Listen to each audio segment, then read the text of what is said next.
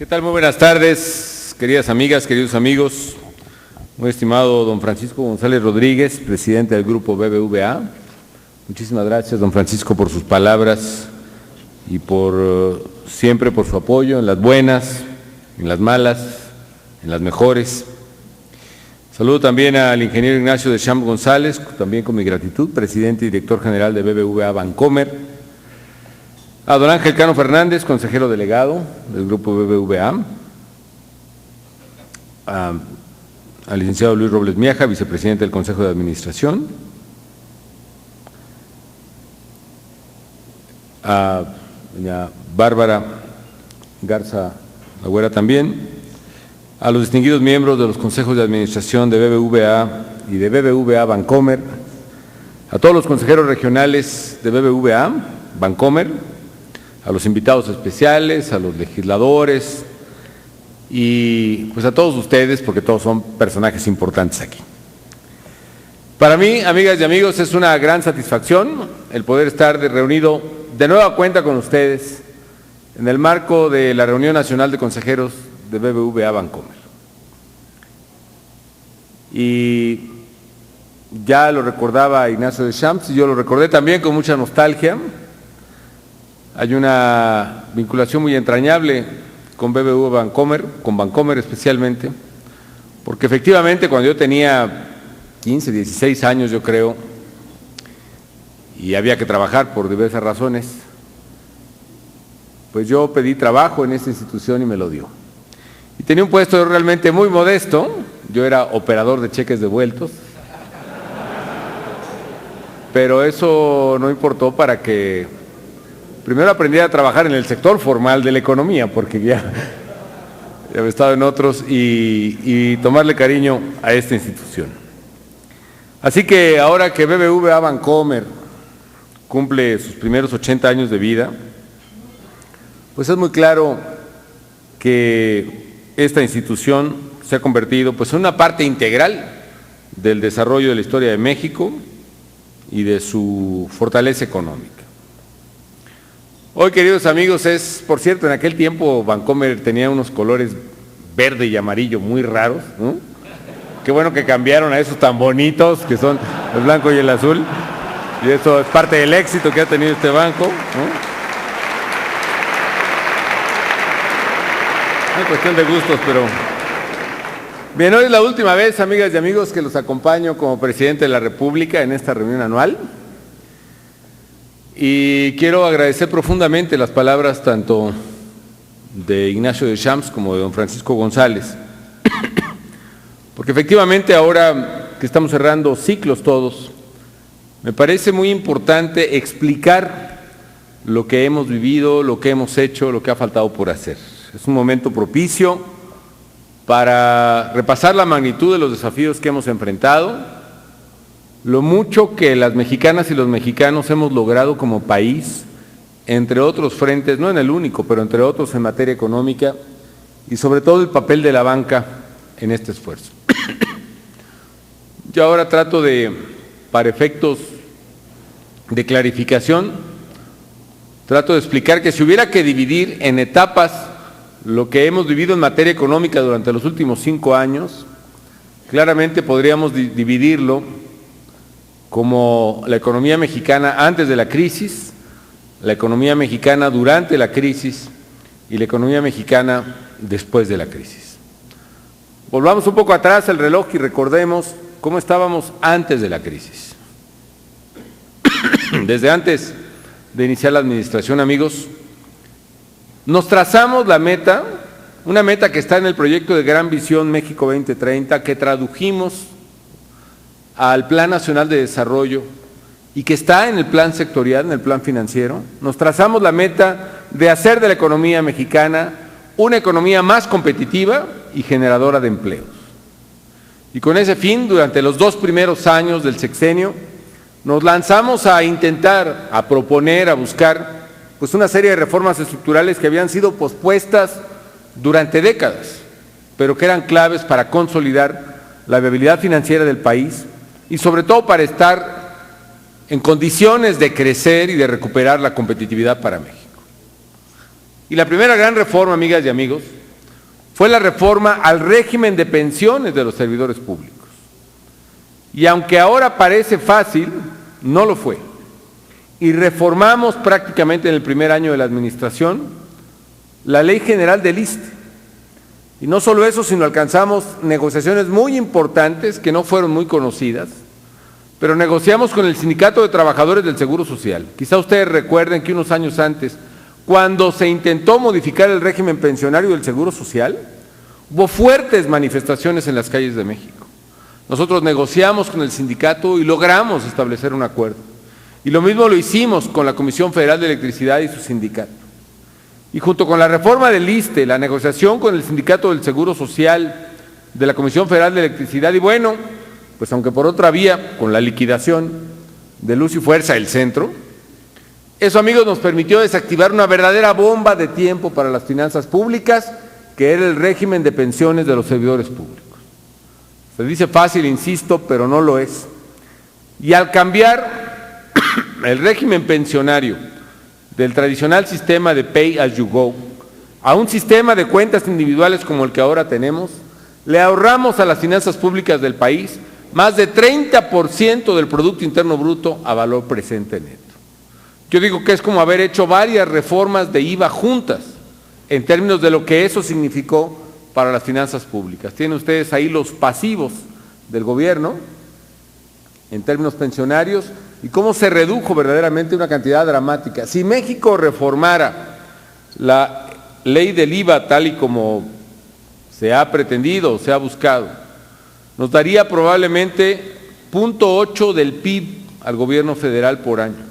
Esta reforma, menos de un punto, esta reforma implicó un ahorro de 30% del PIB a valor presente neto. De ese tamaño fue la primera que se hizo. También logramos aprobar una reforma hacendaria que permitió fortalecer los ingresos públicos y una reforma para fortalecer a Pemex que permitió que existieran contratos que permiten al sector privado participar en Pemex y verdaderamente guiar la mecánica de estos contratos a través de incentivos correctos que elevan el éxito en la exploración y la producción. Yo creo que lo más importante de esta reforma de Pemex, amigas y amigos, fue sobre todo haberlo intentado. ¿Por qué? Porque México tenía más de 50 años de no intentar una reforma en el sentido correcto en el sector petrolero. Era un pecado que un político hablara de reformar a Pemex para permitir una inversión que permitiera verdaderamente elevar la eficiencia, una inversión privada. Era verdaderamente una herejía y nosotros lo intentamos y lo hicimos. Y como suelo decir también, si bien es cierto que buscábamos, como siempre se busca, un touchdown en esa jugada, pues no logramos todo el touchdown, todo lo que queríamos, era imposible, pero sí logramos un razonable 1º y 10 con un pase muy largo que puso a Pemex en la ruta correcta y hay que seguir adelante. Para darles un dato, amigas y amigos, entre la inversión que hemos impulsado en Pemex más la reforma que logramos revertir un problema crónico de Petróleos Mexicanos, que es la tasa de restitución de reservas. Esto es, para que una empresa petrolera pueda perdurar, tiene que seguir, si me permiten la expresión, la regla del abarrotero. Cada día que vendes una lata de chiles serranos, ese día tienes que tener otra lata en el anaquel. Igual cada día que vendes un barril de petróleo, tienes que tener otro barril de petróleo en reservas. Pero en México, amigos, la tasa de reposición de reservas en el año 2000 era más o menos 21%. Cuando yo entré a la administración, la tasa era de 41%. ¿Qué quiere decir? Que por cada barril de petróleo que se descubría en reservas, ese día se habían vendido más de 2, lo cual pronosticaba el fin en el mediano plazo de la industria petrolera nacional. ¿Y qué hicimos? Hoy, gracias a las inversiones que hemos hecho y a la reforma que hicimos, este año 2012, Pemex alcanzó la tasa de 100% de restitución de reservas probadas de acuerdo a su producción. Es decir, eso le da, si se mantiene esta tasa a través de inversión, le da permanencia en el muy largo plazo a Petróleos Mexicanos. Adicionalmente, amigas y amigos, mantuvimos un firme compromiso con el uso racional de los ingresos o de los gastos públicos. Por más que se diga que ha aumentado el gasto corriente en México, amigas y amigos, lo que ha aumentado en la administración pública es el gasto en médicos, en maestros y en policías. Y sin embargo hemos congelado las plazas en el sector central del gobierno, a grado tal que se ha disminuido el gasto central de la administración pública a niveles sin precedentes. No solo eso, los salarios de los altos funcionarios del gobierno, presidentes, secretarios, subsecretarios, jefes de unidad, están congelados desde el año 2012. 2002, hace 10 años. Y no solo eso, cuando entré a la presidencia hubo una reducción del 10% al salario de estos altos funcionarios, lo cual quiere decir que la reducción acumulada en el salario de los mandos medios y altos es en esta administración de más del 25%. Esto, aunado, amigas y amigos, a otras medidas de austeridad, le permitió al gobierno una fortaleza de su credibilidad ante la gente, pero sobre todo canalizar mayores recursos al gasto social. Y todas estas acciones, amigas y amigos, yo pienso que las que tomamos en el primer trienio de la administración fueron muy adecuadas y muy oportunas. ¿Por qué? Porque le permitieron a México contar con recursos y fortalezas para hacerle frente a la mayor crisis económica mundial que se haya visto en 80 años. La verdad, esa crisis nadie la había previsto 3 años antes, nadie. Y sin embargo, si no hubiéramos hecho esas reformas, probablemente no estaríamos en la situación que estamos ahora. Finalmente, en el primer tercio de la administración hubo algo muy importante. Pusimos en marcha el Programa Nacional de Infraestructura, que preveía, como finalmente se logró, incrementar la inversión pública y privada del gobierno del 3% del PIB que teníamos al 5% del PIB, lo cual en términos generales lo hemos cumplido. Para darles una idea, entre el año 94 y el año 2006 se construyeron o modernizaron en 2 sexenios 15,000 kilómetros de carreteras. Nosotros en 5 años construimos o modernizamos más de 20,000 kilómetros de carreteras, lo cual refleja el enorme peso de la infraestructura en el país y su impacto que ha tenido, como veremos, en la competitividad. Bueno, esa es la primera etapa. Luego vino la crisis, y durante la crisis las cosas fueron obviamente mucho más complejas. Para nosotros era claro, amigas y amigos, que no podíamos evitar la crisis económica y que el gobierno tenía que centrarse en minimizar el impacto de la crisis económica en la gente, particularmente en la más pobre, en la de menores recursos. Sabíamos que era una crisis que iba a impactar terriblemente, con una magnitud inédita a nuestra economía, particularmente porque el epicentro estaba en Estados Unidos, pero había que minimizar precisamente esos efectos. ¿Y qué fue lo que hicimos? Primero pusimos en marcha, por primera vez en una crisis, medidas anticíclicas, porque teníamos con qué hacerlo, teníamos la economía en orden.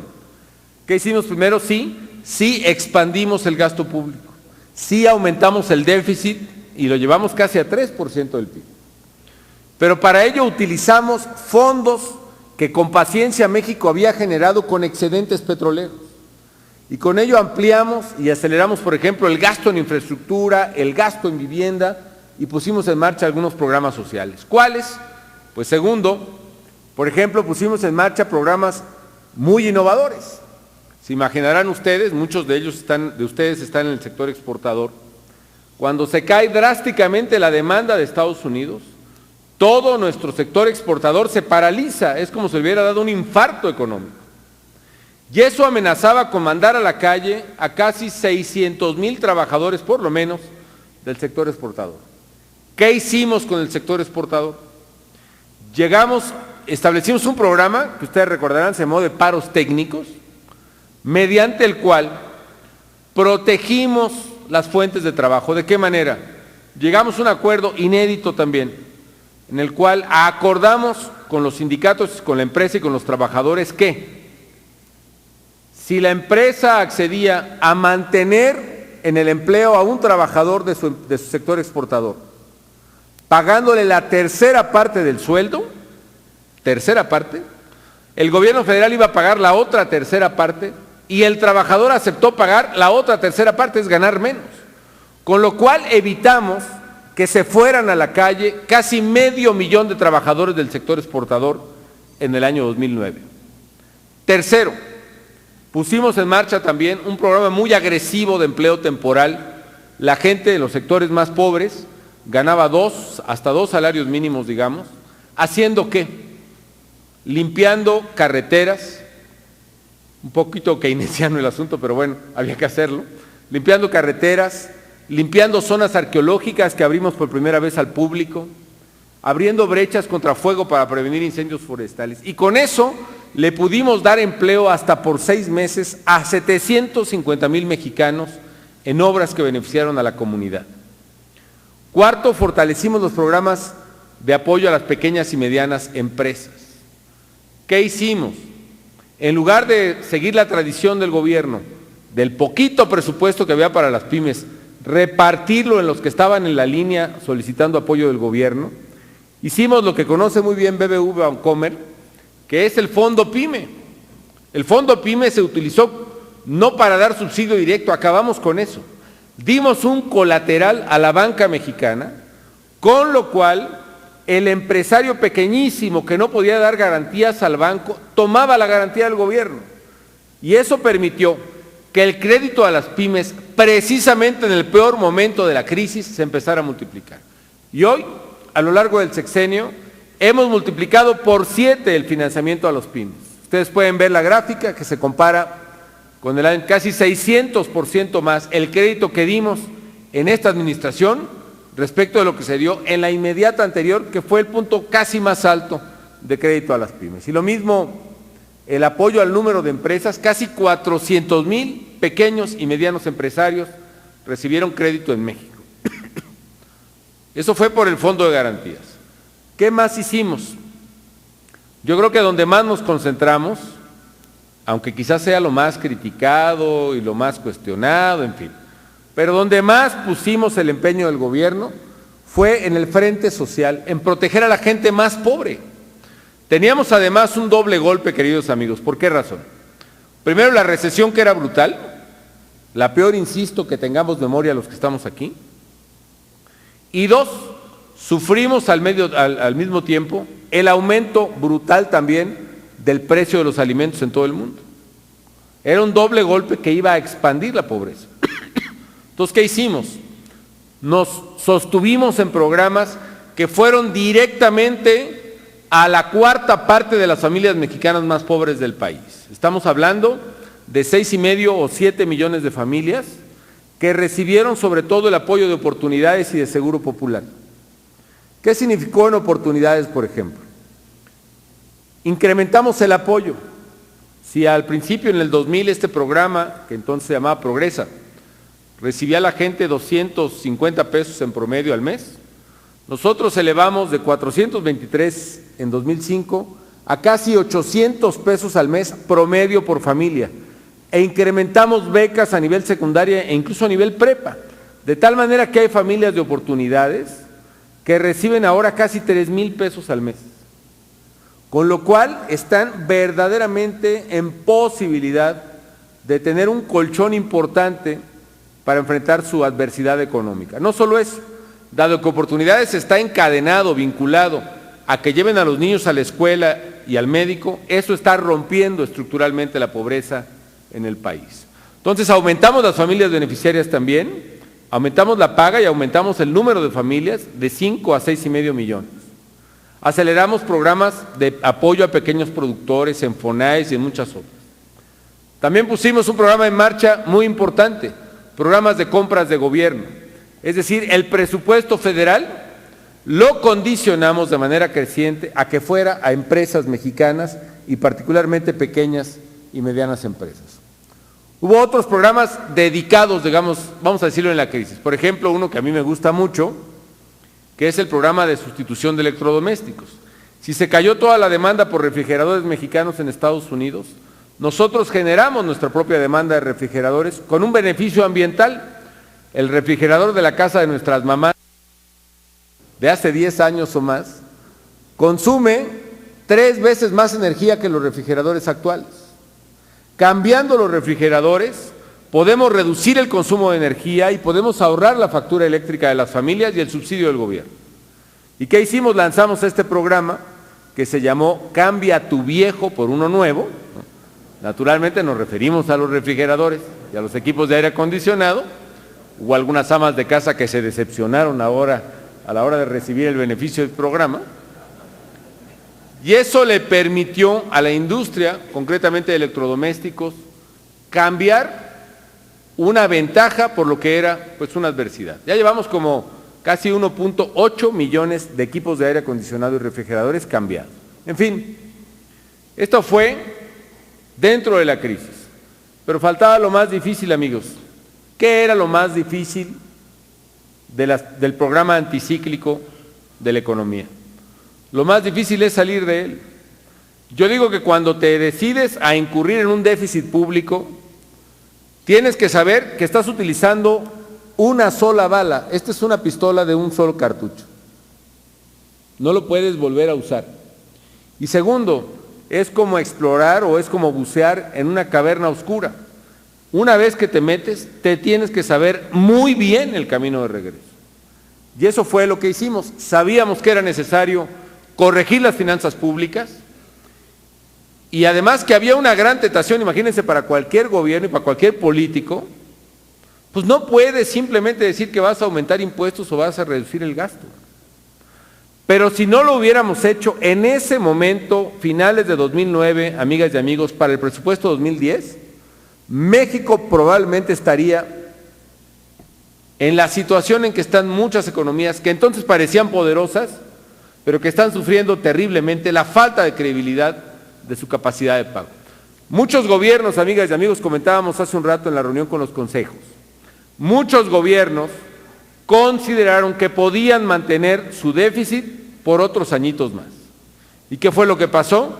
Los mercados no les están creyendo a esos gobiernos y por eso están perdiendo dramáticamente sus propios títulos. Ahorita los CDS, por ejemplo, europeos, el caso mismo de España, que debe estar arriba de 500 casi, bueno, más de 500 puntos.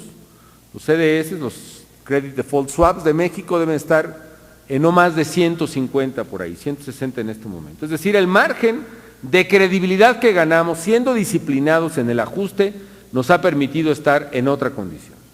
En efecto, amigas y amigos, una vez que se toma el camino del déficit público, que hay que tomarlo en una circunstancia extraordinaria como la que vivimos, es fundamental saberse el camino de regreso. Y eso fue exactamente lo que hicimos. ¿A qué costo? Muy alto. Yo les puedo decir que incluso la aprobación presidencial cayó casi 20 puntos en aquel 2009. ¿Por qué razón? Porque sí propuse mayor ingreso en las finanzas públicas, por ejemplo, la contribución para el combate a la pobreza, porque hubo ajuste de precios y tarifas, entre otros la gasolina, que no obstante que sigue todavía muy por abajo del precio de mercado mundial y que estamos ajustando gradualmente, es de una rentabilidad política enorme para los partidos opositores. Propuse cerrar 3 secretarías de Estado: Función Pública, Turismo y Reforma Agraria. Y no solo propuse, sino que a la par tomamos todas las decisiones administrativas que estaban a mi cargo. Por ejemplo, ¿cuál? Una decisión complicada, difícil, riesgosa, como fue la liquidación de Luz y Fuerza del Centro aquí en la capital del país. ¿Qué implicaba eso, amigas y amigos? Una empresa paraestatal que, aunque distribuía solo en el centro del país electricidad, le generaba al gobierno un déficit público de 5,000 millones de dólares por año. Y no solo eso, era un cuello de botella que impedía la competitividad en el centro de la República, en la propia Ciudad de México. ¿Cómo medimos eso? Vean este dato. Un año después de que cerramos Luz y Fuerza, el número de contratos propalados por CFE en esta misma zona, que estoy de acuerdo, la mayoría eran viviendas que no habían estado conectadas mucho tiempo, pero también había talleres, centros comerciales que tenían una planta de diésel funcionando y todo esto. La CFE celebró 400,000 nuevos contratos en un año. De ese tamaño era el golpe a la competitividad del país que también pudimos enfrentar. En fin, amigas y amigos, fueron decisiones difíciles, pero que permitieron que México estuviera, insisto, en un contexto totalmente distinto. Y tercera etapa, ¿qué es lo que pasó después de la crisis con la economía mexicana. Después de la crisis, amigas, bueno, una cosa muy importante, porque está en el debate público, es el tema de pobreza. Para una crisis así, pues es esperable que la pobreza extrema se dispare. Le pasó a México. A México le pasó en 76, en 82, en 77 y en 94-95. Comparemos la última crisis nada más, la de 94-95, en el tema de pobreza. Si se mide la pobreza extrema como se medía antes nada más, que es la encuesta ingresa-gasto del INEGI, la pobreza extrema entre 94 y 96 aumentó de 21.2%, ahí lo ven en la gráfica, a 37.4%. Es decir, en una crisis similar generada en México, la pobreza aumentó 76%, la pobreza extrema. Si tomamos el mismo dato, que es la encuesta ingreso-gasto, entre 2008 y 2010, la variación es mínima. Es decir, son 4 décimas de diferencia. ¿Por qué? Porque gracias a las políticas de apoyo a la gente de más bajos ingresos, sí hubo un impacto en el ingreso en la sociedad mexicana, pero este se trasladó fundamentalmente a los deciles más altos de la población, protegimos los más bajos y eso evitó un crecimiento de la pobreza extrema. No solo eso, si se mide la pobreza extrema conforme a los nuevos criterios universalmente aceptados, que es la pobreza multidimensional, es decir, no solo cuánto ganas y cuánto gastas, sino dime si tienes casa, dime si tienes médico, dime si tienes escuela. De acuerdo con el Coneval, la pobreza multidimensional no solo no aumentó durante la crisis, sino que incluso se redujo porcentualmente durante la crisis 2008-2010. Otro dato también que es verificable por cualquiera, el factor de desigualdad del coeficiente de Gini.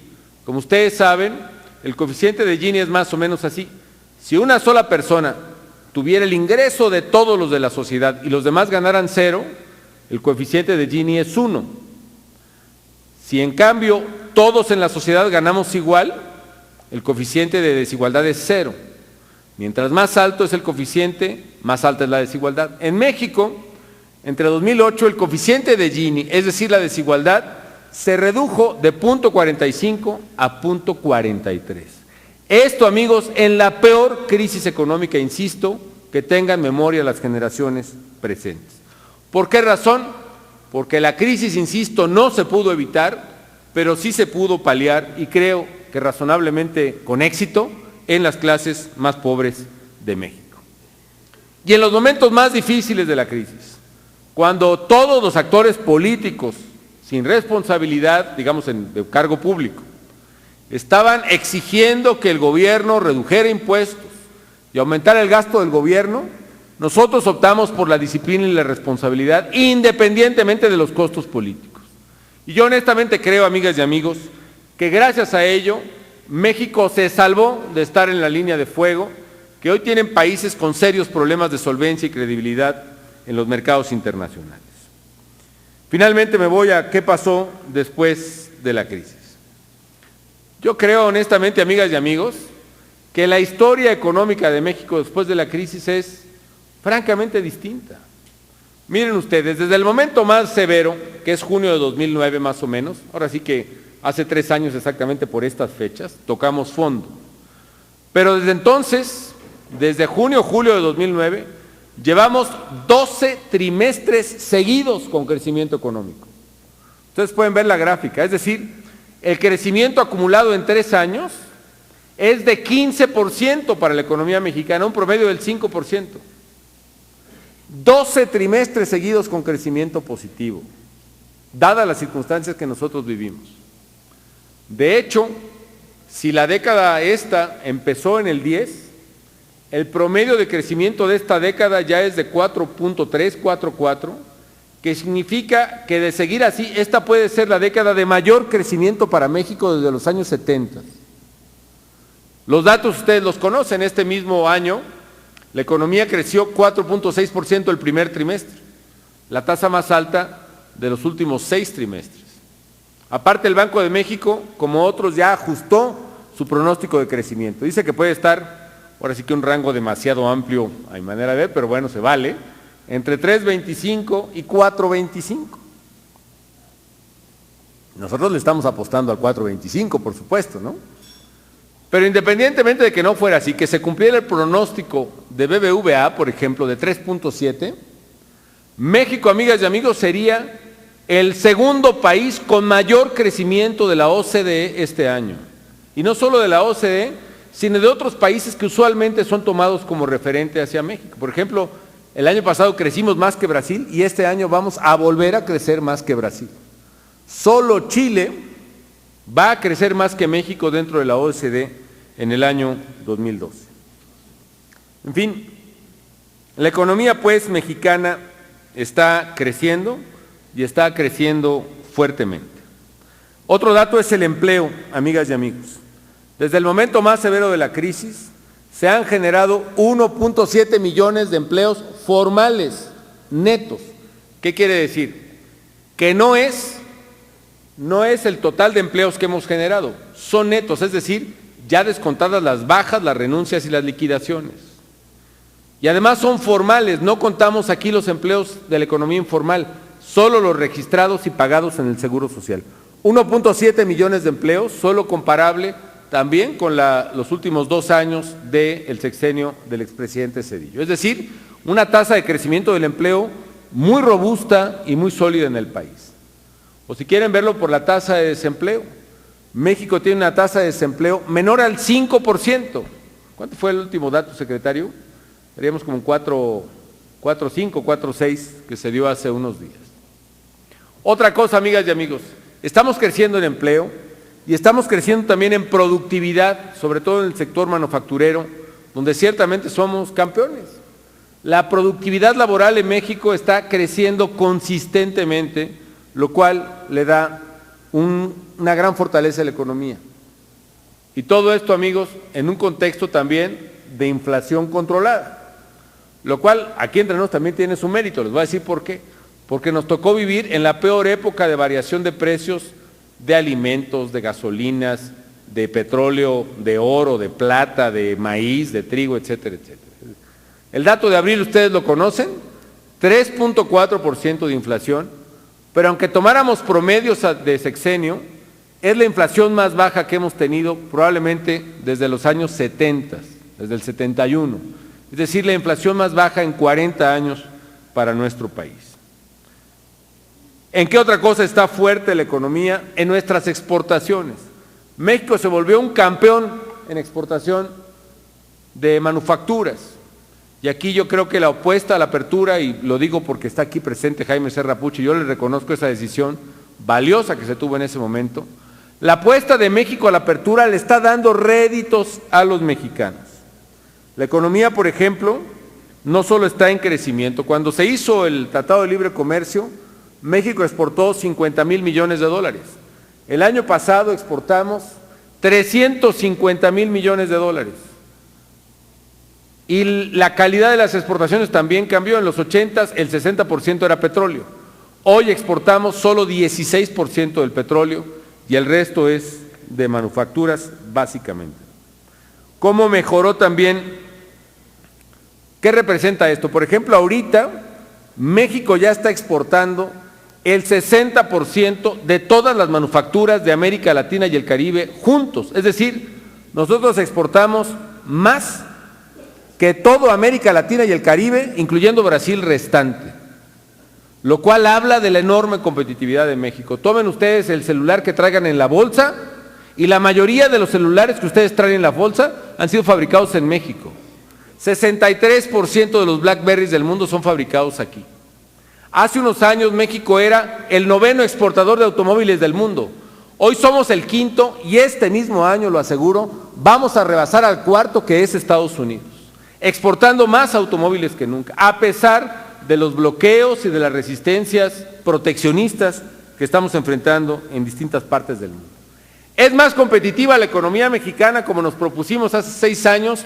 Sí, sí lo es, y lo afirmo categóricamente. Y eso lo demuestra nuestro crecimiento en exportaciones y nuestro crecimiento en el propio mercado de Estados Unidos. Por ejemplo, el market share, la proporción de productos mexicanos en Estados Unidos también subió. Al principio de mi gobierno era 10%. Y le hemos venido comiendo terreno a Canadá, a Japón, a Brasil, a muchos. Y hoy está llegando casi al 13% la proporción del mercado de productos mexicanos en Estados Unidos. ¿Es más competitiva la economía mexicana? Sí, sí lo es, conforme a los indicadores más respetados en el mundo de competitividad. Por ejemplo, el Doing Business Index del Banco Mundial. Cuando entré a la presidencia de la República, México ocupaba el número 73 en el Doing Business. Hoy ocupa el lugar número 53 en facilidad para apertura de negocio. Ya hemos dejado atrás a los BRICS, a Brasil, a Rusia, a India, a China en esa facilidad. O el del Foro Económico Mundial, que es tan socorrido sobre todo en México. El año pasado, México fue el país en todo el continente que más lugares avanzó en los indicadores del Foro Económico Mundial. Y sin duda, amigas y amigos, esto ha sido en gran parte también gracias a la fortaleza del sector bancario y ahí, en la parte que le corresponde, gracias a la seriedad con la que BBVA Bancomer ha trabajado en México. Hoy, a diferencia de lo que nos ocurrió en crisis pasadas, a diferencia de lo que hoy está pasando en países desarrollados, en México el sector bancario no es parte del problema, es una parte de la solución. Y es admirable que el crédito en México al sector productivo se mantuvo en términos positivos, incluso en los peores momentos de la crisis. Yo creo que eso tiene que ver con mejoras regulatorias que se han hecho, pero también con seriedad de la banca y de los funcionarios bancarios en el país. Conocen ustedes bien el índice de capitalización, más del 16% en México. Estamos en capitalización bancaria por arriba de China, de Estados Unidos, de Inglaterra. Estamos casi al doble de las reglas de Basilea y desde luego vamos a cumplir anticipadamente las reglas de Basilea III. En fin, el sistema financiero, amigas y amigos, es más fuerte que nunca y en este esfuerzo BBVA ha tenido un papel fundamental para este éxito. Termino diciendo, amigas y amigos, que estos han sido 6 años fundamentales para México. Yo estoy convencido de que falta mucho por hacer, sí. Falta sobre todo que se hagan las reformas que tanto se le han regateado injustamente al país. Falta por vencer la mezquindad política que permita que México tenga mercados funcionales, que permita que el país pueda verdaderamente ser categóricamente un país con tasas de crecimiento incluso mayores a las que ahora tenemos. Hemos hecho juntos grandes cosas, sí. Por ejemplo, le hemos dado competitividad al país navegando contra la corriente. Hemos reducido los aranceles promedio de México del 11% que había antes de la crisis a 4% que tenemos hoy. A pesar de las voces que decían que si abríamos la economía, condenaríamos al fracaso al sector productivo nacional. No, señores, no fue así. Y a pesar de que otros países cerraron sus fronteras, nosotros las abrimos. Y eso le ha dado competitividad a México, y esa competitividad le está dando crecimiento, y ese crecimiento le está dando empleos a México. Hemos hecho juntos grandes cosas, ya hace falta hacer otras más.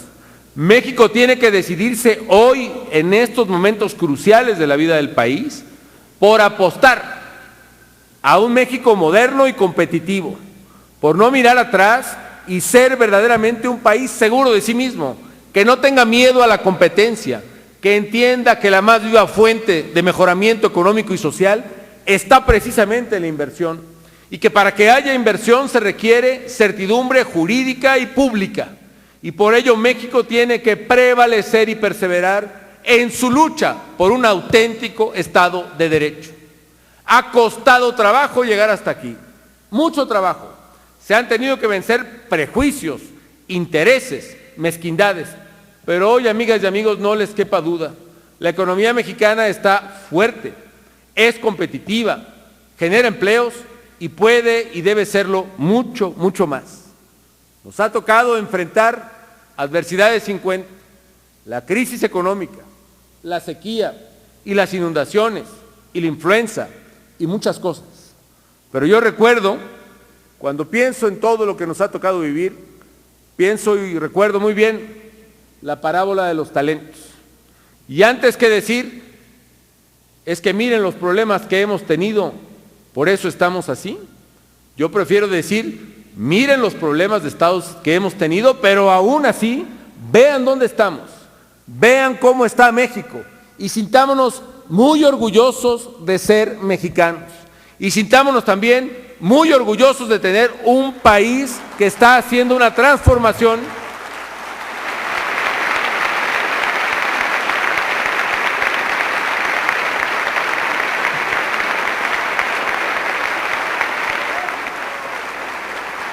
un México que está haciendo una transformación que probablemente beneficiará más a los que vienen que a nosotros mismos.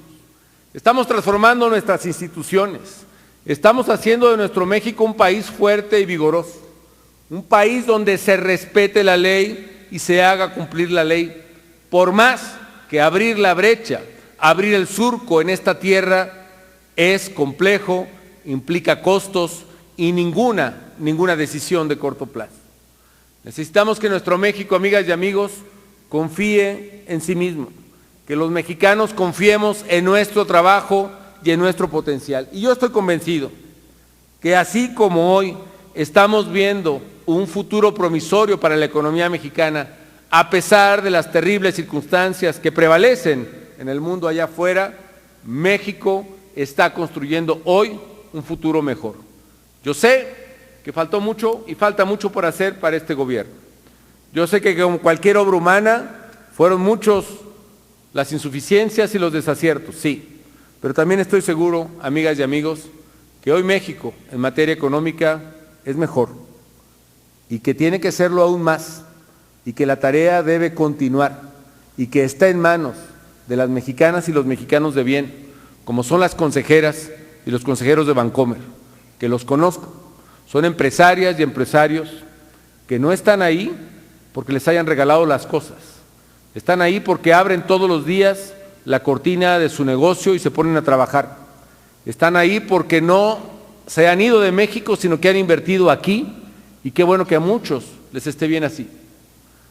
Esas mexicanas y esos mexicanos de bien, que generalmente no aparecen en los medios, que generalmente no están en la tónica de lo políticamente correcto por quienes parecen ilustrar y guiarnos en lo que debe opinarse y decirse, esos mexicanos que trabajan, esas mexicanas que salen adelante con sus familias todos los días, son los que están sacando a México.